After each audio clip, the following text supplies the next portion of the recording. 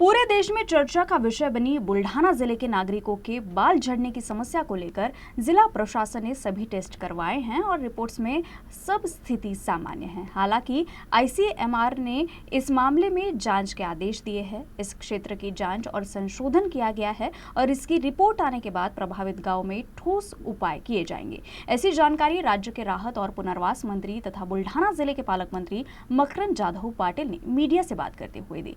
पालक मंत्री जाधव बुल्ढाना जिले के 2 दिवसीय दौरे पर है, जिसके तहत उन्होंने शेगाव पहुंचने पर ये बात कही। साधारण एक 13-14 गावांमध्ये ही परिस्थिती आहे। आता आयसीएमआर कडे या संदर्भातले रिपोर्ट्स पाठवलेले आहेत। अनेक तज्ञ लोक त्या संबंधित गावांना भेटून आले आणि वेगवेगळ्या पद्धतीनं त्याच्यावर आता अभ्यास सुरू आहे की बाबा इन्फेक्शनमुळे काय होते का, फंगल इन्फेक्शनमुळे काय आहे का, त्याचबरोबर खाण्यामध्ये काही लोकांच्या आलं त्याच्यामुळे काही त्रास होतोय का, खाली पाण्यामध्ये नायट्रेटचं प्रमाण अधिक सापडलं त्याच्यामुळे काय होतंय का।